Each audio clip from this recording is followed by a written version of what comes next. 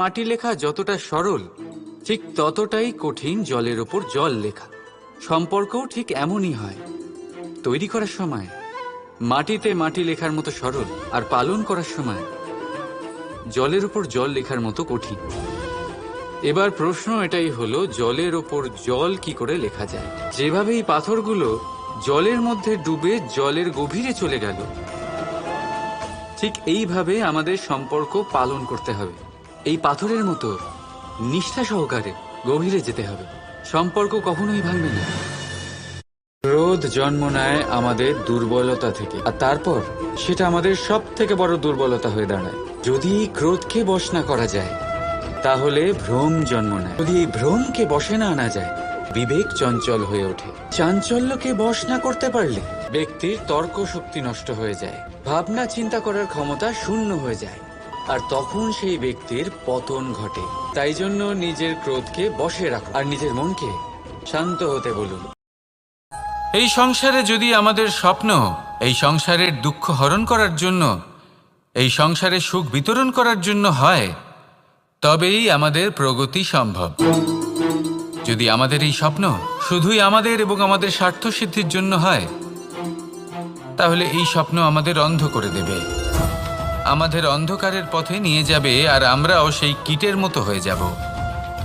নিজেদেরই মায়াজালে আমরা নিজেই ফেঁসে যাব, আর শেষে আমরা যদি কিছু লাভ করি, তা হবে একাকিত্ব, অন্ধকারময় মৃত্যু।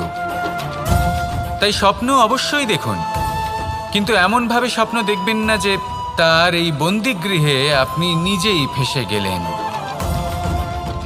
স্বপ্ন দেখুন পরোপকারের, পরমার্থের, সবাইকে উদ্ধারের, অন্ধকারের নয়। তবেই কল্যাণ হবে, আর তবেই এই হৃদয় প্রসন্ন হয়ে বলবে রাধে। প্রতিশোধ অথবা কাউকে দুঃখ দেওয়ার ভাবনা, যদি এটা আপনার মনে থাকে, তাহলে আপনি নিজের মনেই যন্ত্রণার একটা বিশাল বৃক্ষ রোপণ করছেন, এটা মনে রাখবেন। কারণ কাউকে দুঃখ দেবার এই ভাবনা, এটা হলো সেই বীজ যা আপনার মনেই পতিত হবে, আপনার মনেই অঙ্কুরিত হবে, আর আপনার মনেই একটা বিশাল বৃক্ষরূপে বেড়ে উঠবে। জীবন আপনার, কর্ম আপনার, কাউকে দুঃখ দেবার ভাবনা আপনার ছিল, এই বৃক্ষ হলো আপনার, তাই এর ফলও আপনিই পাবেন, যা গ্রহণও আপনাকেই করতে হবে। মনে রাখবেন, যে মানুষ এটা ভাবে যে আমি ওকে দুঃখ দেব, ওকে কষ্ট দিতে চাই আমি, সেই মানুষই দুঃখ আর কষ্ট পেয়ে। মানুষ অসুস্থ কেন হন? শারীরিক দুর্বলতার কারণে না, মানুষ অসুস্থ হন তার মানসিকতার কারণে, তার বিবেকের কারণে। ইচ্ছে, সিদ্ধান্ত আর নিশ্চয়তা, এই শব্দগুলো আমরা আমাদের জীবনে অনেকবার শুনেছি, তাই না? জীবনে অনেক সময় অনেক কিছু পেতে খুবই ইচ্ছে করে, কিন্তু শুধু ইচ্ছে হলেই কি সবকিছু পাল্টায়? সবকিছু পাওয়া যায়? অনুর্বর জমিতে বাস করা ব্যক্তির মনে ইচ্ছে হয় যেন সে শীতল জল পায়, কিন্তু সে পায় না। যে এক কুয়ো খোঁড়ার সিদ্ধান্ত নিয়েছে, সে মাটি খোঁড়ার জন্য কোদাল অবশ্যই পেয়ে যায়, আর যে নিশ্চিত করে নিয়েছে, সে দেরি করে হলেও সেই শীতল জল অবশ্যই পেয়ে যায়। তাই জীবনে কেবল ইচ্ছে করবেন না, সিদ্ধান্ত নিন, আর তারপর নিশ্চিত করুন, সব পেয়ে যাবেন। আর ভালোবেসে বলুন। আজীবন কোনো এক মানুষের সাথে সম্পর্ক রাখা অবশ্যই সম্ভব, তাদের সাথে দেখা না করে। আমার আর রাধার ভালোবাসাও কিছুটা এরকমই, আর কিছুটা এরকমই হয় ভালোবাসা, দুই নয়নের মতো, যারা কখনোই মিলিত হবে না, কিন্তু চিরকালের জন্য একসাথে জুড়ে থাকবে। এই অনুভূতি নিঃস্বার্থ হয়, আর এই নিঃস্বার্থ ভালোবাসা আপনাকে আনন্দের পথে অগ্রসর করে। জীবনে সবসময় নিঃস্বার্থভাবে ভালোবাসুন,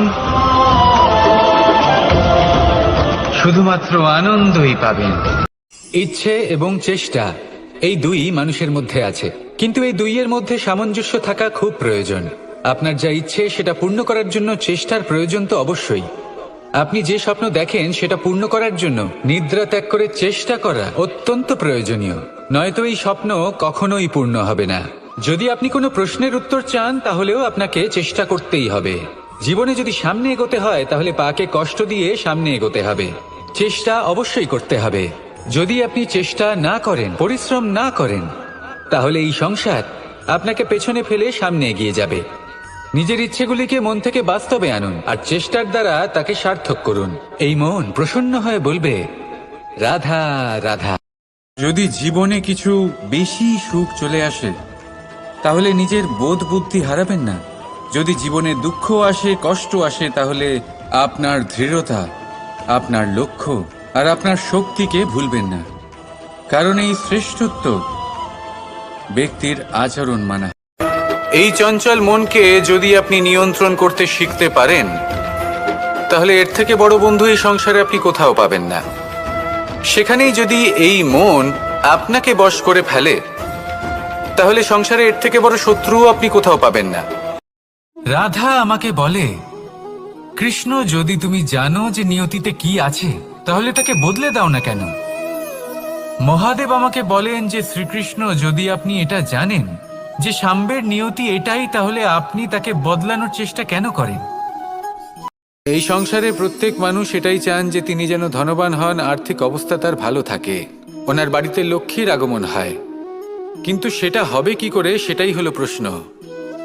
কেউ বলেন যে যদি পরিশ্রম করো তাহলে ধন অর্জন সম্ভব, কেউ বলেন যে যদি বিদ্যা লাভ হয় তবেই ধন অর্জন সম্ভব, কেউ বলেন যে যদি বলশালী হও তবেই সম্পন্ন থাকবে। ভালো কথা, যদি তাই হয়ে থাকে, তবে দিনমজুর সারা দিন পরিশ্রম করেন, তিনি কেন ধনী হন না? অনেকজন বিদ্বান মানুষ আছেন এই সংসারে, তাঁরা কেন ধনবান হন না? অনেক সংখ্যক বলশালী ব্যক্তি আছেন, তাদের কাছে ধন নেই কেন? তাদের কেন ধনের অভাব হয়? আবার এমনও কিছু মানুষ আছেন যারা পরিশ্রম করেন, তারা দিনমজুর, কিন্তু তারা ধন অর্জন করতে পারেন। কিছু বিদ্বান ব্যক্তি আছেন যাদের কাছে অধিক মাত্রায় ধন রয়েছে, কয়েকজন বলশালী ব্যক্তি রয়েছেন যাদের কাছে ধনে। মানুষ জীবনে তিনটে কাজ অবশ্যই করে থাকে, কিছু দান করে, কিছু গ্রহণ করে, আর কিছু ত্যাগ করে দেয়। এটাও ভাবতে থাকে যে এটা করলে কিভাবে করবে। দেবার জন্য পর্যাপ্ত ধন নেই, নেবার জন্য সংসারে অত স্নেহ নেই, আর ত্যাগ করার জন্য জীবনে এত সুখই নেই, তাহলে কিভাবে করবে? আসলে আমরা বস্তুগত চাহিদা অর্জনে এত ব্যস্ত হয়ে পড়ি যে আমরা বুঝতেই পারি না যে কি নেবার আছে, কি দেবার আছে, আর কি ত্যাগ করার আছে।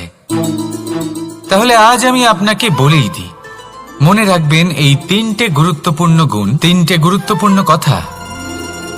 দেবার জন্য আছে দান, নেবার মতো আছে জ্ঞান, আর ত্যাগ করার মতো আছে অহংকার। এই সংসারে যদি আমাদের স্বপ্ন এই সংসারের দুঃখ হরণ করার জন্য, এই সংসারে সুখ বিতরণ করার জন্য হয়, তবেই আমাদের প্রগতি সম্ভব।